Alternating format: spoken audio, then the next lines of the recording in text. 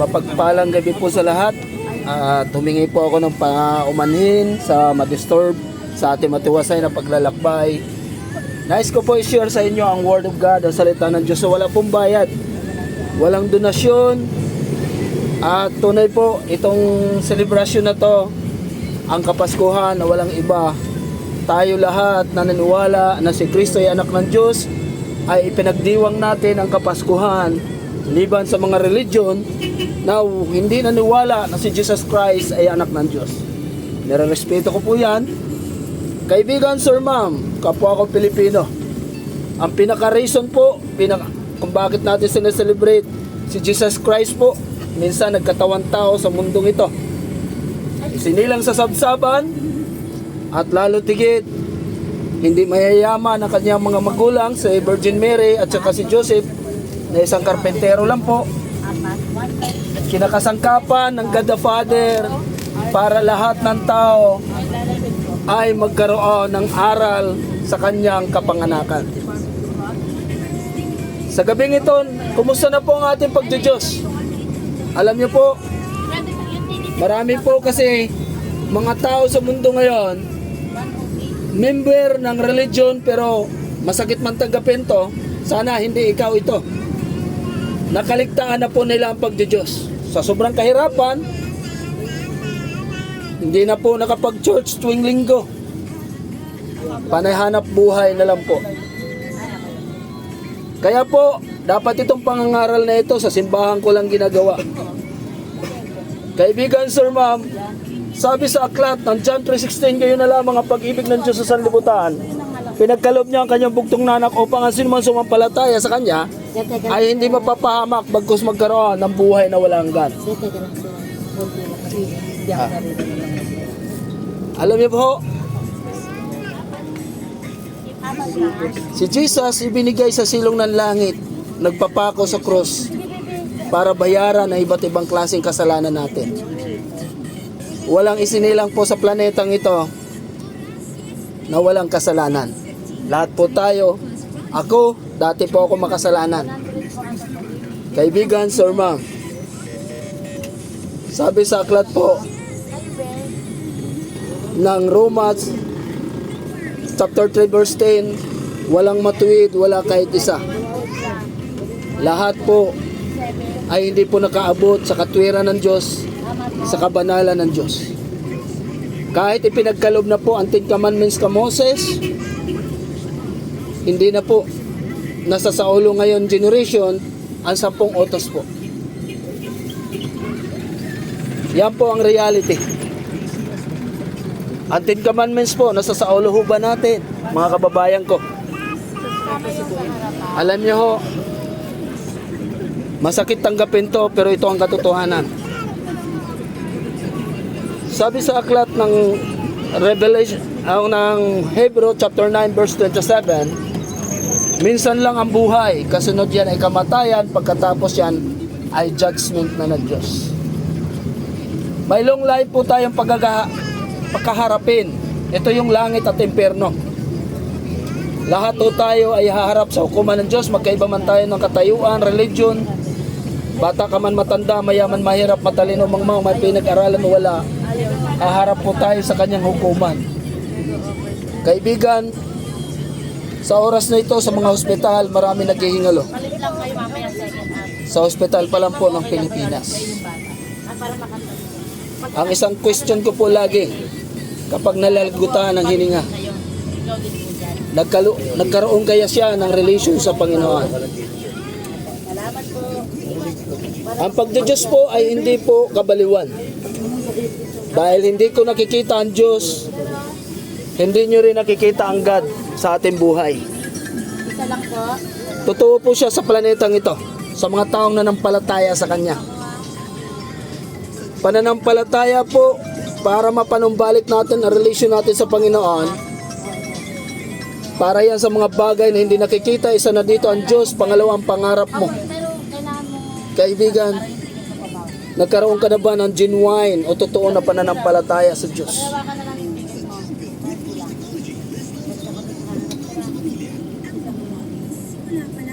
Ang pananampalataya po ay pasisimula po yan kapag tayo nakikinig ng nangangaral ng salita ng Diyos. Ay, may budget po ba yan? Hindi naman. Pinali lang ba ah? Kaya lahat po tayo dito sa mundo, kailangan po natin manampalataya na si Kristo ay pinako sa cross, within 3 days muling namatay sa cross, muling nabuhay inilibing, at umakyat sa langit. Kayo pong dalawa. At sabi sa John 1, Kayong apat. John 1:12, ang sino man nanampalataya ay binigyan ng karapatan ng authority na siya ay tawaging anak ng Diyos. Sila na lang. Kaibigan, ang pananampalataya ay personal natin yan. Buhay mo yan. Buhay ko to. Kaya ako nangangaral ng salita ng Diyos dahil nanampalataya po ako na ito na lang ang kaparaanan para ang tao ay mabigyan ng babala, mabigyan ng paalala na may Diyos na nagmamahal kahit gaano tayo kasama. Hindi lumalayo ang Diyos sa iyo at sa akin. May ticket na po lahat. Tayo lang ang lumalayo sa Diyos dahil sa ating mga kasalanan. Ang kailangan po sa kasalanan natin ay magsisi po tayo. Sabi po sa aklat ng Galatia 5:19 hanggang 21, ito po ang mga kasalanan na kapag namatay tayo na hindi natin napagsisihan ang ating kasalanan, may posibilidad po tayo mapa-impyerno po. Hindi po tayo tatanggapin ng langit kahit member tayo na religion, kahit si Jesus Christ nagpapako sa krus para bayaran ang ating kasalanan. Pag namatay ng biglaan po ang sinasabi ko. Kaya blessing po yung sinasabihan na, sir, stage 4 ka na, may cancer ka na, 1 buwan na lang ang iyong buhay, napaghandaan po yun. Kaibigan, sabi po sa Galatia 5:19 hanggang 21, hayag ang mga gawa ng laman. Ito ang kagustuhan ng katawan lupa natin, pangangalun niya. Karimar-marim na pamumuhay, kahalayan, pagsamba sa Diyos, ang pagkukulang, paninibog o pagkaingit, pagkaput, walang taro sa pagsasaya, kasakiman, pagkababagi, pagkakampi-kampi, paglalasing. Wala ho to sa Biblia. 10 times ko na binasa ang Bible. Bawal magtulak ng droga, bawal mag-drugs. Sa generation na lang natin ngayon, pinagbabawal sa batas yan. Bakit? Nakakasira sa gumagamit at nakakapahamak ng kapwa. Kaibigan, kapag napatunayan ng husgado nagkasala tayo, may kulungan na naghihintay sa atin. Nangangaral po ako sa Muntinlupa, bahalagang ng hawak ko doon. Nangangaral din po ako sa Paranaque City Jail, sa mga hospital, sa mga squatter, sa LRT, sa bus, sa palengke, hanggat may tao po. Hindi ko po kinakahiya ito. Wala po akong tinatanggap na sweldo sa ginagawa ko na to. Kung kayo'y namasukan, namamasukan din po ako sa construction sa AI. At ngayon, paalis na rin po ako papuntang abroad. Pang-anim na bansa ko na po to. Kaibigan, bakit ko ginagawa to? Sir, pwede mo ba makisuyo? Hindi pa siya nakakita. Si Jesus Christ po,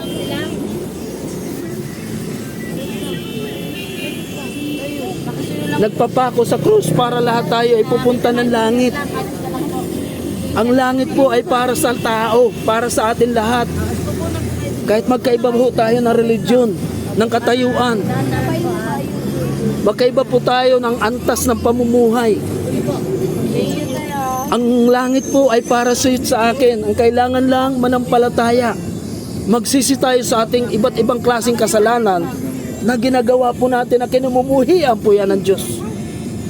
At bukod sa paghingi ng tawad, sabi sa 1 John 1:9, sambitin natin sa ating mga labi ang iba't ibang klaseng kasalanan, tapat at banal ang Diyos by prayer. Pagsisihan ho natin yan. Handa magpatawad ang Diyos kahit heinous crime pa yan.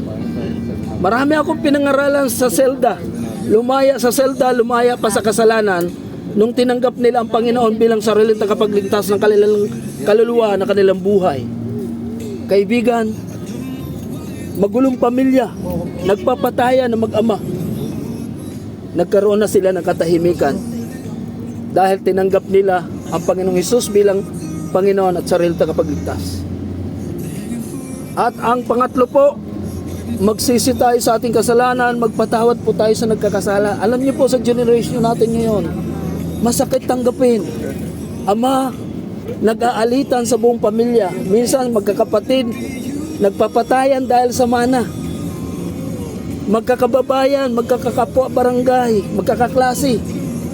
Nagkakaroon ng kagalit dahil ginawa ng kasamaan, pinagwikaan ng manghang. Alam niyo po, ang galit at puot, hindi po natutuwa ang Diyos. Si Jesus mismo nagsabi to, babanggitin ko rin po, magpatawad tayo upang patawarin tayo ng amang nasa langit. At si Jesus rin po nagbigay ng set example, nung siya ay ipinako po sa cross, bago siya nalagutan ng hinanga, sabi niya, Ama ko, patawarin mo sila, hindi nila alam ang ginagawa nila sa akin. Kaibigan, hanggat buhay ang inyong magulang, patawarin nyo yan kung may masamang ginawa sa inyo yan. Hanggat buhay ang mga anak nyo, mga kapatid, ang mahalaga po, pagpapatawad. Kahit hindi ho sila humingi ng tawad, dapat maalis yan sa puso't isip mo. Kasi hindi ka makakatulog na mahimbing kapag makakakita ka ng mga object na ka-related doon sa ginawa nila sa inyo o mga words na sinabi sa inyo na masasakit, maalala nyo sila. At marami na rin po ako na-encounter na possess, na obsess. Sinapian ng demonyo dahil sa galit at puot na inipon nila sa kanilang mga puso. Pero sa biyaya ng Diyos, pinagaling ni Jesus, pinalaya ni Jesus sa kanilang mga buhay nung sila'y natuto magpatawad. Ang pagpapatawad po, sabi ni Jesus, patawarin mo sila, Ama, dahil hindi nila alam ang ginagawa nila sa akin. Marahil din po, hindi rin po nila alam kung gaano kasakit ang ginawa nila sa iyo. At lalo tigit po, kaibigan, Sir Ma'am, kapwa ko Pilipino, ang bansang Pilipinas, ito na po ang nawawala, lalo na ngayong Kapaskuhan, ang gumagawa ng mabuti sa kapwa-tao. Tandaan niyo po to, lahat ng ginagawa natin dito sa mundo recorded sa langit, masama o mabuti. Pero kaibigan, natutuwa ang Diyos kapag kabutihan ang gawin mo sa iyong mga magulang, sa iyong mga anak, sa iyong mga kapatid, sa iyong kabarangay, katrabaho, kapwa-tao, kapitbahay. Ito na po ang nawawala ngayon. Natutuwa na po ang tao kapag kasamaan ang ginagawa. Nakakalungkot, masakit tanggapin. Ang Diyos ay galit na galit po sa mga tao na gumagawa ng masama sa kapwa-tao. Pero tuwang-tuwa po ang Diyos kapag tayo po ay gumagawa ng mabuti sa sigkatao natin. Hindi tayo ikukulong. Pagkabutihan ang ginawa natin, sinasabi natin, iniisip natin. Yan ang reality po sa mundo. Hindi to kasinungalingan. At alam nyo ang mga sinasabi ko. At lalo tigit po, hanggat buhay ang iyong mga mahal sa buhay, gawin nyo na ang kabutihan sa kanila. Kasi kapag bangkay na yan, kahit isang dump truck na bulaklak, magandang ataol, hindi na nila ma-appreciate yan. At marami akong pinangaralan tuwing araw ng may ililibing. Masakit man tanggapin, pero yan ang reality. Bukod sa pagpapatawad, paggawa ng mabuti, kaibigan, ang magsimba po ay napakahalaga sa buhay mo at sa buhay ko. Panahon noon, sa batas ng Israel, pag araw ng pananambahan o araw ng pamamahinga, hatol na kamatayan po ang igagawad. Batas po nila yan. Mapalad po tayo na sa Pilipinas po tayo. Hindi po pinagbabawal na hindi ka magsisimba. Kaya kaibigan, ang simbahan po ay doon natin siya pasalamatan, doon natin siya papurihan, doon natin siya luwalhatiin at handugan ng mga tinatangkilik natin. Doon ang tamang lugar na sagrado ang mga bagay na yan. Natutuwa po ang Diyos kapag lahat tayo nagsisimba sa kanya-kanya natin simbahan, sa kanya-kanya natin religion. Pero masakit man tanggapin, naalala lang po ang Diyos, naalala lang ang simbahan kapag may sakit, may trahedya, may lindol, may baha, may bagyo, nasusunog na ang bahay, mababangga na ang sinasakyan, sasabog na ang mga sinasakyan. Kaya kaibigan, hanggat hindi pa uli ang lahat, tayong lahat po dito sa mundo ay strangers lang po. Dayuhan lang tayo lahat. Wala nag-i-exist sa planetang ito kahit gaano tayo kayaman, gaano tayo katalino, gaano tayo kalakas. May hangganan ng kanya-kanyang buhay natin. Ang pinaka-importante po, may reason ng God kung bakit ako naging tao, bakit ka naging tao. May mission tayo lahat dito sa planetang ito. Hindi tayo pare-pareho nilikha ng Diyos na pareho engineer, pareho mayaman, pareho driver. Ang mahalaga po, alam mo ang ginagampanan mo sa planetang ito.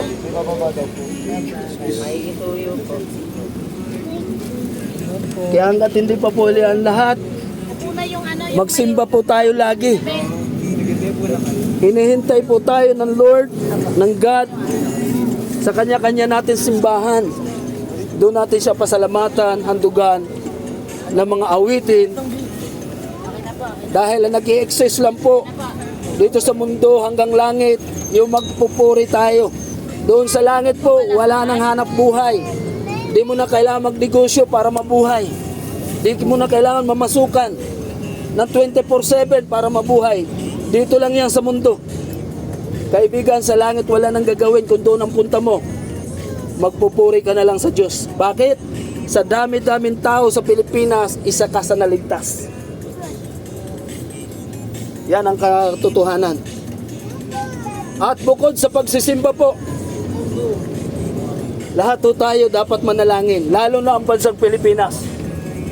Lahat ng namumuno sa bansa natin mula presidente hanggang sa ulitimong mamamayan, tungkulin natin mga mamamayan, ipagpreto. Ipagpre nyo rin po hanggat buhay ang inyong mga magulang sa kanilang mga hanap buhay, lalo na kung mga estudyante pa kayo. Para ang pag-aaral nyo ay hindi maalintana.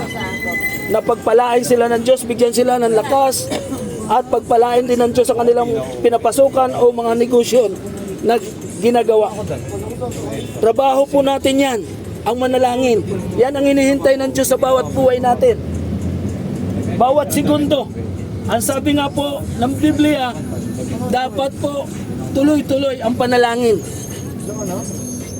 Kung sasabihin nyo sa akin, wala akong pakialam sa Pilipinas, kaibigan, kapag hindi tayo magkaisa na mananalangin sa bansa natin, kahit magkaiba tayo ng religion, paniwalaan mo ako, hindi ka magnanakaw, bukas makalawa, ikaw ang nanakawan. Hindi ka gumagawa ng masama, ikaw ang gagawa ng kasamaan. Darating ang time po, kapag hindi magbabago ang mindset ng Pilipinas, hold up mo lang sa isang kanto, pagdating sa kabilang kanto, hold upin ka na naman. Kapag hindi magbabago ang mga Pilipino. Kaya hanggat hindi po ulit lahat, ipagpipray natin lahat ang mga lindol na hindi mangyayari sa bansa natin. Ang bagyo na malalakas, blessing po, ang low pressure area sa dagat lang dumaan, hindi lumanding sa lupa. Alam niyo po kung bakit sunod-sunod ang mga bagyo sa bansa natin? Kristiyanong bansa po ang Pilipinas. Pero kung iyo pong i-evaluate to, kukunti na lang po ang nagcho-church, kukunti na lang po ang tunay na sumasamba sa Diyos, nananalangin, kukunti na lang po nakikinig ng salita ng Diyos, nagbabasa ng Biblia, kukunti na lang po ang gumagawa ng mabuti sa kapwa-tao. Kaibigan, wala akong binanggit sa iyo na hikayatin kita sa aking religion. Walang makapagligtas na reliyon sa mundong ito. Personal ang relation natin sa Diyos. Yan ang ilagay mo sa mindset mo. Kahit member ka pa ng lahat ng religion, kung hindi tama ang iyong pagdudiyos, sa impyerno pa rin ang bagsak natin pag namatay tayo ng biglaan na hindi nakapagsisi sa ating kasalanan. Bayad na. Kaya hanggat hindi pa po ulit lahat, ang unang gagawin po natin para mapanumbalik ang relasyon sa Diyos, manampalataya.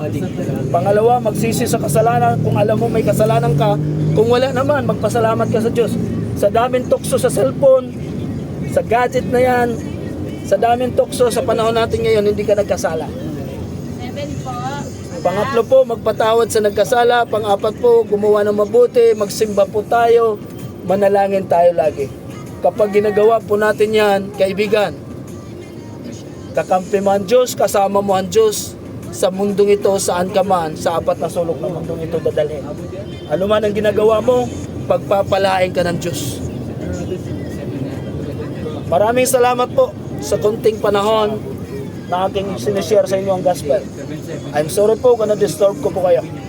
Kaibigan, itong panalangin na to nasa sayo kung susabay ka sa panalangin ito. Ang pagtanggap sa Panginoon. Amang banal ang makapangyarihan sa lahat. Maraming salamat po sa oras na ito. Nakikita ko po ang aking sarili na ako isang makasalanan. At hindi tama ang aking paniniwala sa iyo. Linisin mo ako ng banal na dugo mula sa ulo hanggang talampakan. Ang lahat ng aking ginagawa sa isip, salita at sa gawa, malaki o maliit, hayag o lihim, patawarin niyo po ako lahat. Tinatanggap kita bilang Panginoon at sarili na kapagligtas ng aking kaluluwa, ng aking buhay. At pinatawad ko na rin po ang lahat na nagkasala sa akin. Saan man sila naroon, ingatan niyo po sila at pagpalain. Ganun din po, Panginoon, ang pangalan ko isulat mo sa aklat ng buhay. Sa pangalan ni Jesus, maging uhaw po ako sa pagbabasa ng Bible, pakikinig ng salita, maging uhaw po ako sa panalangin, paggawa ng mabuti, maging uhaw po ako sa pagsisimba. Sa pangalan ni Jesus, Amen. Kaibigan, payak ng panalangin lang yan. Pero kapag sumunod ka niyan, marami na pong binago na buhay ang ginawa ng Diyos sa mga taong pinangaralan ko. May 9 po. Ito po ang muling panalangin ko. Amang banal na makapangyarihan sa lahat, ang Diyos ni Abraham, ni Isaac, ni Jacob. Lord, sa oras na ito, nakikita niyo po ang mga kababayan ko na kasakay sa munting bus na ito. Mula sa driver po, Panginoon, sa konduktor, at maging po, Panginoon, mga pasahero.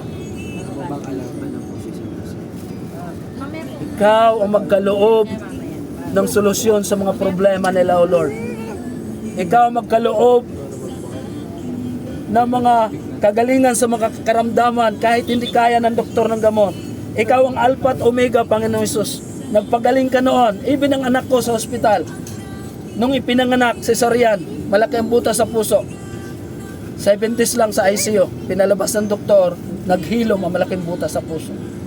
Sa iyo ang kapurihan. Dalahin ko po, pagalingan niyo po ang iba't ibang klaseng karamdaman na hindi kaya ng gamot ng doktor. Ganon din po, Panginoon, ang kanilang mga hanap buhay. Lalo na ang driver, araw-araw po, Panginoon, naghahatid ng mga pasahero. Ingatan niyo po ang bus na ito. Balutin niyo po na yung banal na dugo na yung Santong Espiritu. Suguin niyo po ang mga warrior angels. Even ang mga pamilya na nandito po, Panginoon. Ingatan niyo po sila sa lahat ng trahedya na mangyayari sa mundong ito, sa bansang Pilipinas.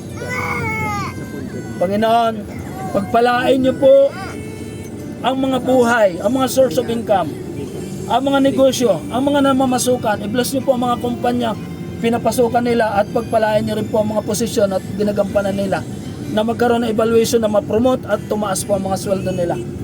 Ang mga estudyante po, Panginoon, dalahin ko po, bigyan niyo po sila ng katalino at karoon at kaalaman ng talento na maging masipag sa pag-aaral para sa future nila po, Panginoon, magamit nila sa ikadakila mo, ikaluwalhati niyo po, Panginoon. I-bless niyo rin po ang kanilang pag-aaral. Ganun din po, Panginoon, tinadalahin ko rin po. Hindi ko po alam ang kanilang personal na mga pangarap. Kayo po, Panginoon, ang magkaloob sa kanila. Kung ang ilan po nito, O God, ay puno na ng kahirapan, ang ilan dito, O God, ay halos wala ng pag-asa, lalo na ngayong Kapaskuhan, walang may handa, wala pong may ibigay sa mga inaanak o sa mga mahal sa buhay. Ang dalahin ko po, i-comfort niyo po sila na ang Pasko po ay ikaw po ang may birthday, Panginoon. Biyaya po na ikaw ay pinagkaloob sa mundong ito para magkaroon kami ng salvation, ng kaligtasan.